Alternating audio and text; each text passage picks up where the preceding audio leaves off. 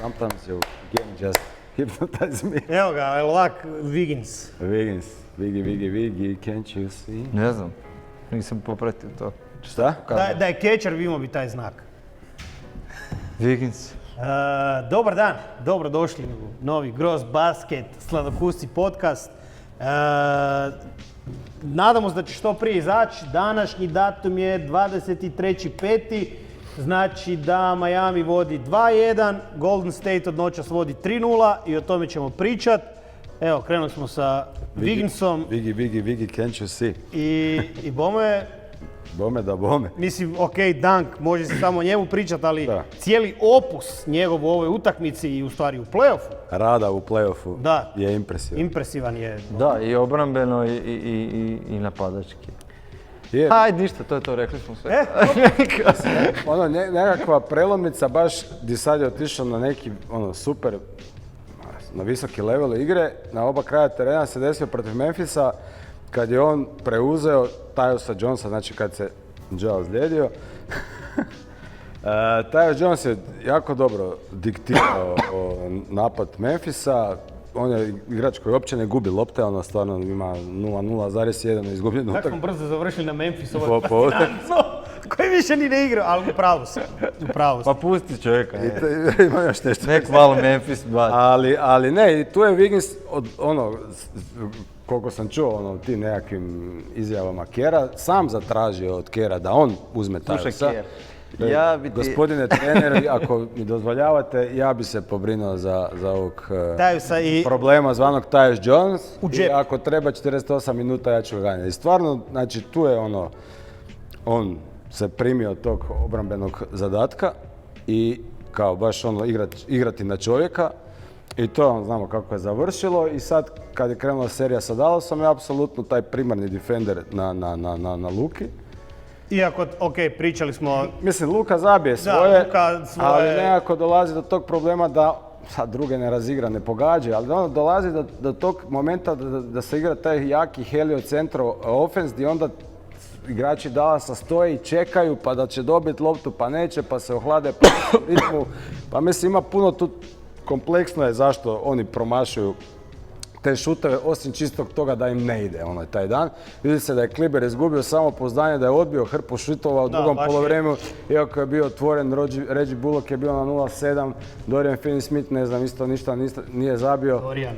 Tako da, Ne bi raspijao. nekako su se odmakli od te igre koje su igrali protiv Phoenixa, gdje su oni igrali heavy ISO, gdje su onda ili Luka ili Brunson ili Dinwiddie, znači nisu igrali taj tap, nego su igrali heavy ISO, jer oni tu gađaju kao ajmo izmoriti Stefa pa ćemo njega gađati u piku. A zapravo to ne donosi neke rezultate, jer obično Luka kad dođe na pik, onda mu visoki dođe na preuzimanje. Ali problem kod toga je da Golden State ima puno bolje i defensive igrači koji su visoki nego ovi na perimetru. Znači ti se riješiš Stefa i dođe ti Draymond Green ili Looney.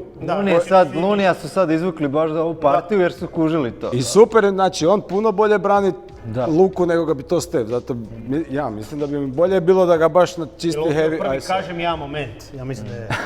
Moguće. Da, pa mislim ovaj zabije 40, ali gube 3-0, ne vrijedi. Jer zanimljivo je to da u play-offu, od kad je Luka u NBA-u, u 8 utakmica je on zabio 40, 6 puta su izgubili. Tako, to neki je pokazatelj. Mislim nije da sad je Luka krivac, bla bla. Da, nego mislim, realno, pardon, evo, pričali smo ranije i sad si spomenuo Klebera i Bullocka. Da. Znači, njih dvojica su skupa odigrali 60 plus minuta, 0 ubačaja. Da, Nemaš. užas, da.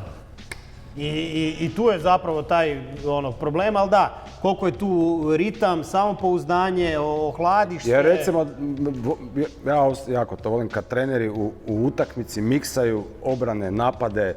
Zato mi je bez veze da Dallas tak slijepo igra jedan napad, a mogu igrati druge opcije. Dok Golden State vrti obranu, oni u jednoj četvrtini promijene 3-4 načina branja. Igraju zonu 2-3, igraju switch, igraju box and one, igraju čovjeka. Znači sve zavrtete, oni ti 3 napada vrte, ti se imaš faktor iznenađenja. Oni kad Dallas dobiva šuteve iz te box and one obrane Dallasa, jer Luka onda kao da slobodnom čovjeku. Da, ali ovaj tamo stoji i onda dobije loptu i onda izvekne, promaši drugu, onda si uđe sam sebi u glavu. Pa ima i taj tricev moment koji su pretjerali, onako, mislim, to je Meni se predaleko katastrofa. otišli u taj Houston Rockets mod. Ili je napad na obruč, ili je trica. A taj Jalen Brunson je odličan sa mid-range-a. Imao je jučer recimo 7-12, pa dajmo još jedno 5 lopti neko pali sa 5 metara.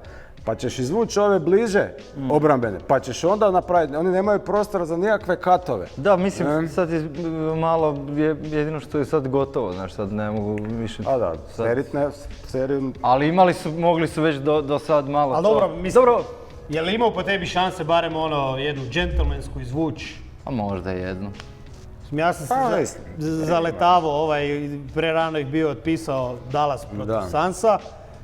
Ali dobro, a sve što je tad išlo sad ne ide jednostavno. I drugčije su igrali očito, a i očito je Golden State preiskusan. Pa ću sigurno da znaju pobjeđivati, mislim u 8 godina su 6. puta u finalu konferencije. Da. Nije šala. I isto smo pričali Clay kao nema ga, slow start, dobar je. Boom, drugo poluvrijeme, evo i njega. Da, zabij. Ok, znači ti pogledaš njegovu statistiku, nije to 20-30 plus komada. Ali je čuj, opasno. U drugom poluvremenu odradi i sviđa mi se, ipak jesu ti neki adjustments i da nije više zakopan, ko da se malo ipak udaljio od trice, pa su tu sad neki backdoor katovi. Da, ima dosta utrčavanja i tu i tamo spusti jednom loptu isto i čak i to zabija, što je dosta dobro. Mislim, koliko je zabio, 19? Tu negdje. 15 ili 19, tak nešto. Mislim da nije išao prek 20. Da. I velim, pa je to se iz neke navike možda čudno, kao wow, Clay nije... Golden State igra taj napad koji iscrpi protivnika do maksimuma. Znači, Steph je uvijek u pokretu, Steph igra stvarno fantastično. Poole je u pokretu, Clay je u pokretu, Wingis je tu, znači stvarno u skoku je snažan. Znači, tom Wingisu se uvijek spočitavalo i s razlogom, tako nema, onu žestrinu u sebi. Znači, jučerašnja utakmica, 3 situacije koje su pokazale da je promijenio mindset. Ima ulaz gdje on praktično ozljeđuje Bullocka, ali je faul na njemu, znači nije napravio on faul. Toliko je čvrsto ušao u taj polaganje, zakucavanje da je odnio Bullocka. Onda ima ovo brutalno zakucavanje na Luki. Što je isto bio faul u napadu, da. Nije bio. Ne, onda su ga overturnali. A jesu, Bio je review, ne? Da. Respekt za Kera koji je challenge napravio i spasio to vrhunsko zakucavanje. I onda još imaš jedan putback, ne znam koji na polaganje, znači to je baš s obzirom da on ima taj atletizam i visoki, on je, ne znam, 6'7", 6'8", to je ozbiljna visina, tako da i Luni, normalno. Da sad je top pa drugi po meni najbitniji iza Skarija, uvjerljivo najbitniji drugi, igrač. Da. A dobro, mislim, evo... A jednu će dobiti. Da, držimo fige, evo ipak da Luka tu se nekako ne oprosti baš na metli, na putu do Cancuna. Ja mislim da najviše ovisi gdje je njegovog glasa. Ako se njemu ide doma i misli se, fučka mi se, onda će izgubiti. Možda će on sad više dodavati pa će ovaj zabijati trice, ostali nemamo šta izgubiti pa mogu dobiti utakmicu. Mislim, definitivno mogu dobiti utakmicu, šta ne bi mogu dobiti. Ali dobro, mislim da jesmo jednom isto o tom pričali i sad stvarno koji bi klik čarobni bio da proba Dallas napraviti u off-seasonu? Ko bi im bio ta neka prevaga? Mislim da smo bili rekli da idu ganjati Gobera, ali ne znam u kojim kombinacijama. A mislim definitivno im treba jedan visok jer Pavel nije dovoljno dobar, Kleber je kao backup dobar u tim nekakvim postavkama. Boban je previsok. Znači veliki, bolji od Pavela im sigurno treba. Dalje je tu možda taj Kapela, šta će se tamo dogoditi u Atlanti ili možda i Collins iz Atlante. To bi bilo odlično. Znaš, takvi nekakvi likovi koji mogu... Meni je Collins top čovječ. Da? Baš top. On može vrtiti pik sa... Ko bi igrao pik, da, to bi bilo suludo. Tako da je visoki jedan bolji od ove šta imaju, sigurno treba. I dobro, i sad i one šuškanja kaj će biti s ovim Brunsonom, Nixi će ga ganjati, Da, nemam pojma. Ali mislim da bi Dallasu bilo pametno da ga zavežu. Ma sad ne ide, teško da sad će Pa da, mislim, ipak su tu posložili. Ako neko ne pretjera pa mu pljusne 30 milijuna, onda ne možeš ništa, znaš. A dobro, ali mislim da će i oni mu sad ponuditi A to ko neće. Ali ćemo 20 dati. A kad smo ajde malo tu čaram baram hipotetskim ludostima, hipotekama, kako me nasmijelo kad sam vidio kao glasine da kao bi možda išao potez Kyrie za Westbrooka. A dobro, to je već vic. Pa to bi baš bilo... Batman za Superman. Kuži, zamisli KD i Russell. KD jedva čeka da mu dođe Westbrook. Mislim, ima jedna, sad kad si spomenuo KD-a, jedna stvar me baš veseli, a to je da će Curry doći u finale prije nego što je KD došao. Jer je otišao iz Golden State-a, kao sad ću ja tamo biti, sad ću ja u Brooklyn, svoja ekipica, mi svi ne, znaš ono pjesmu specijalci. I onda na kraju nije došao dalje u druge runde, a Golden State ne da samo da se oporavio, nego će i doći u finale i praktično su 5 utakmice do naslova i Steph vjerojatno konačno rokne i taj MVP finala. I 4. naslov i 6. finale i drugo bez KD-a i znaš, i nije lako biti njuška. Znaš, možeš ti biti super duper talent i možda najdominantniji, ali ima i neka druga stvar, a to se zove glava. Pa da, i mislim... A i znaš šta, sad to kao pobjeđivat i kad nisi najbolji, to je isto zezno. Sigurno. I ono što smo pričali za Golden State, znači oni rade nešto što je totalni presedan, možda ne samo NBA, nego generalno. Pa i bit će i poslije i Presti, kako im to pođe za rukom, jer oni... Presti. Da, Samuel. Jer oni znači grade ekipu, tu su im, imaju igrača za budućnost, a usput imaju još kor koji je ono negdje na kraju prima, ali kadra su osvojiti naslov. I znači sad imaš toga Pula, imaš ovoga Moodya koji to se čini da je dobar ubot, imaš Kumingu, Wiseman koji možda ga možeš tradat. Znaš, Wiggins je relativno mlad. Pa je. Peyton više nije ono baš cvijet mladosti. Ali ko Wiggins je negdje, ne? Pa koliko ima Peyton? Pa 28. Pa ja isto mislim tako. Mislim, tipa nije ono 23, 24. Da. Tako da ono, stvarno, ja osobno nisam vjerovao da će se oni ove godine ekipa za finale. Pa ko je vjerovao? Pa mislim, ono na početku sezone je bilo kao ludilo, ali onda je baš palo jako i... Ne znam od kad je prognoza, možda je prije početka play-offa, pa je onaj Nick DePaula koji više ono sneakerhead na Twitteru, bio je u nekakvom poolu ljudi koji je dao prognoze i on je imao, mislim, u finalu zapada je imao Golden State preko Sansa. Ali mislim, sad jedno je bilo s početka sezone čak predviđanje. Ali ono, kao, baš se neki dan čovjek s tim pohvalio, ali da, ostalih 7, 10, nemam pojma, niko nije imao Golden State. Ja se nisam usudio prognozirati, ono, znaš, kao, u smislu, to je neki sad moja osobna emocija naspram. Ja neću sad staviti, znaš, dobro je ako naš play-off uđe s obzirom na prošle godine kako su ispali od Memphisa. Mislim, u tom play-inu, ako su baš morali ispast, dobro da su od Memphisa, ali ono, u play-inu rekao, ajde, sad budi dobra sezona, nek se vrati Klay, pa neko uzmu zamah za sljedeću. To. A ono, kad ono, ma znaju pobjeđivati, znaš. Je. I to Keru se često prigovaralo kao nije baš ono neki taktičar. Vraga nije, te njegove prilagodbe, mislim, svako pogriješi normalno. Prilagodbe, ali prilagodbe tijekom igre iz prvog poluvremena u drugog poluvreme, svaka čast, tako da... I dobro, čekaj, šta mislite onda kao u finalu? Pa ja sam sad srcem za Golden State. Ti glava? Pa mislim, dakle da, pod pretpostavkom da idu u finale, a ono 99,9% idu. Pa da, nema pitanja. Jel to Repeša ili Aco? 99 Zarez 9, jel je? Neka izjava nakon olimpijskog turnira, ne, dobro, okej. Ali je dobro. 99 Zarez 9% da Golden State ide u finale. Mislim da će se ovi na istoku ko prvo izmoriti. 100%. Znači to ne vidim da će tak brzo završiti, jedino ako stvarno... Hit and five. Pa dobro, ako hit dobi sad noćas kak se igra Game 4 u Bostonu, što teško da bi dvije za redom na strani, ali sve je moguće.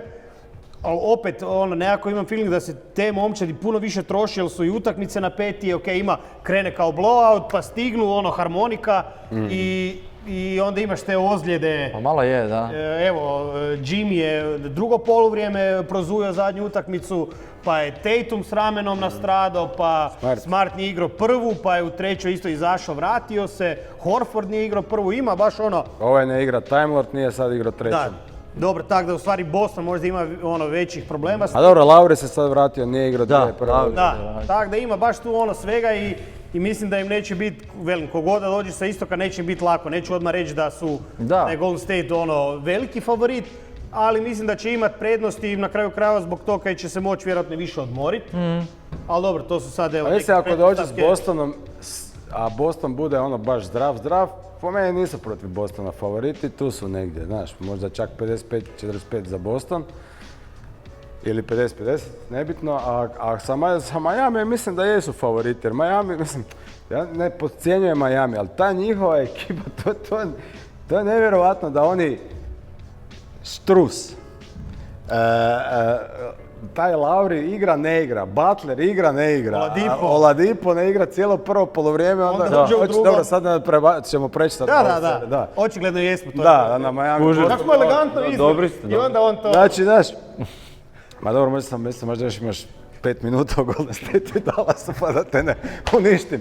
Ali onda Oladipo ne igra ništa, ne takne parketa u prvom poluvremenu, uđe u drugom poluvremenu umjesto Butlera, ovaj ne može igrati i onda igra obranu nevjerovatno, ukrade, ne znam, 4-5 lopti u jednom poluvremenu, mislim Boston. To je ono što sam, opet evo, drugi moment kažem ja, ti imaš Reddit, ja imam kažem ja. Ali nemam Reddit. Ali kažem ja, već duže vrijeme, nemoj Boston stajati od njih, nego ih pritisniti. Oni su najlošija ekipa, dobra ekipa koja ne zna voditi loptu. Znači, Jaylen Brown muku muči sa vođenjem lopte. Smart je ok asistent, ali nije on sad da će zaključati loptu. Tatum u driblingu kad ide na koš da, ali da će on sad organizirati napad, pa kaki. Znači, oni imaju nevjerovatnih problema sa time. Oni su sad imali koliko?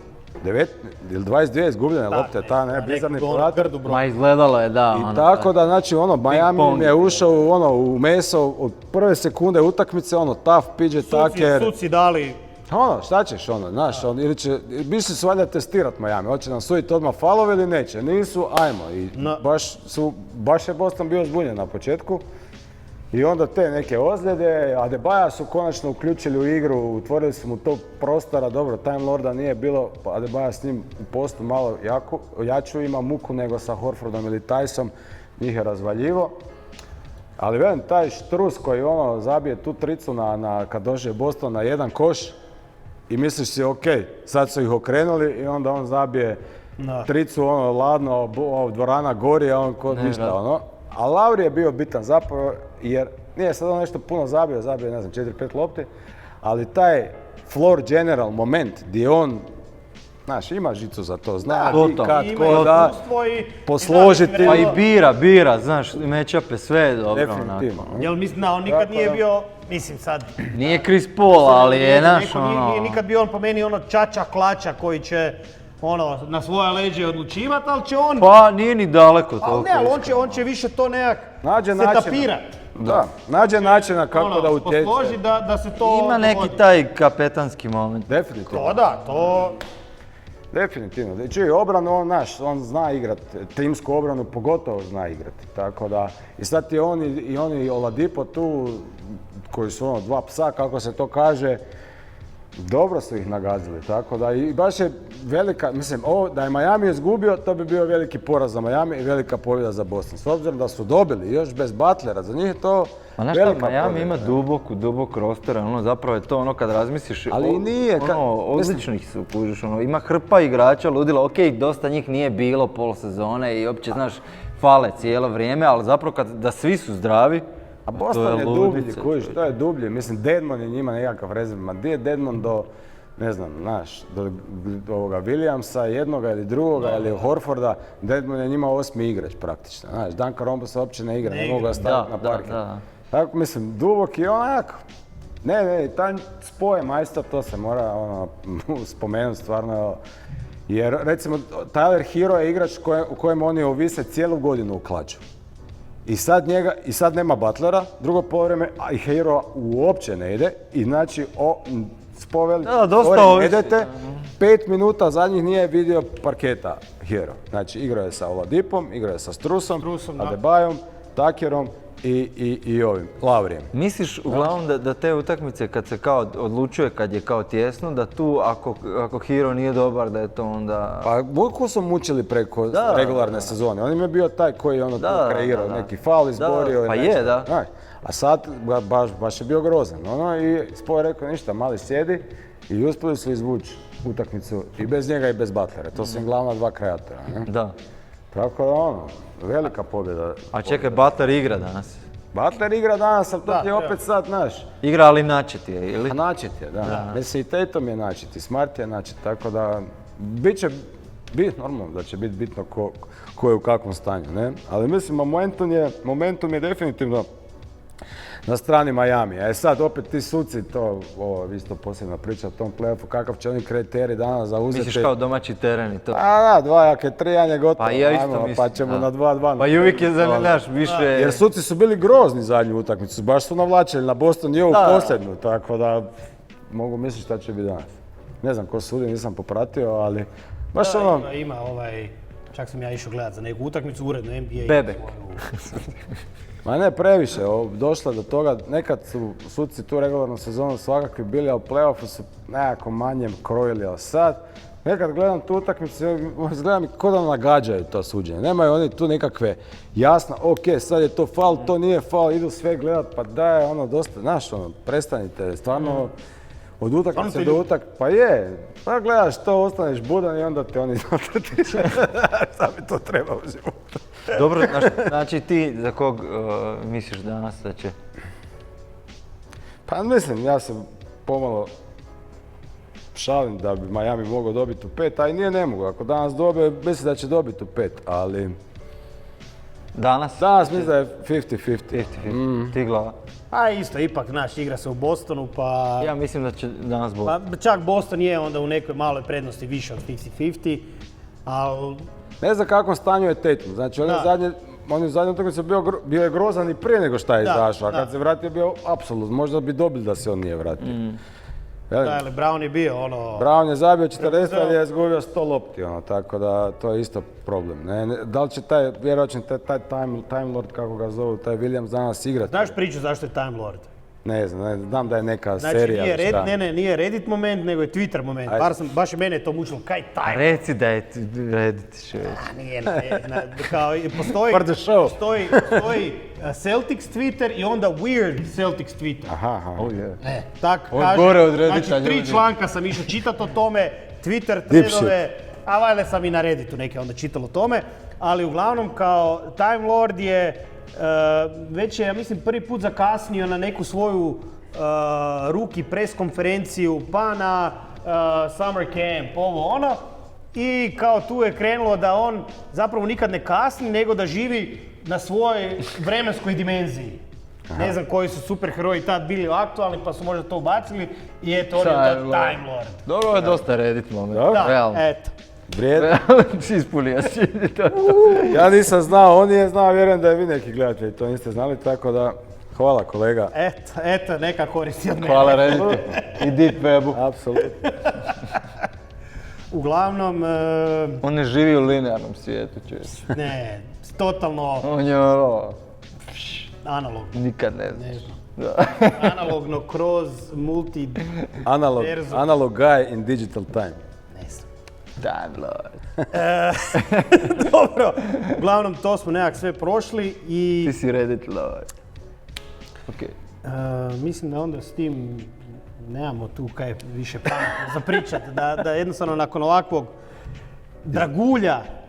Draguljče. Znanja, da smo privali priču. Sigurno imaš neka pitanja. Imam pitanje o tome... Da li bi rađe? Jel Clay još uvijek ide brodom na utakmice? Ne, biciklom. Biciklom, dobro. Da, to smo vidjeli, odlično. Jer ovi su, igrači Golden State su išli avionom za Dallas, normalno on biciklom. A krene sat vremena ranije, Time Lord. Klasični. Dođe kroz ono, ima... Uđe u maglu i izađe. Uđe u maglu i izađe kroz portal. To je portal, je blizu San Francisco. To je klasični Clay. Klasični Clay ima ključ. Klasični Clay, da. Pa. Ako ko ima ključ od tog portala, Clay sigurno ima. Clay je ključar. Dobro, klasični Clay nas vodi onda U finale.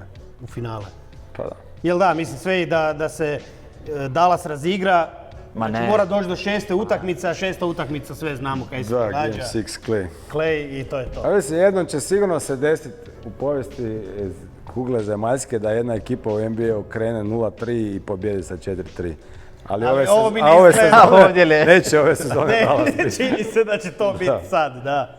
A ništa, vidimo se idući tjedan gdje ćemo onda već možda pričati biti o pametniji. finalu. Da, barem o jednom finalistu, Da. a vjerovatno i o dva. Možda i oba, da. Hit and five. Bok.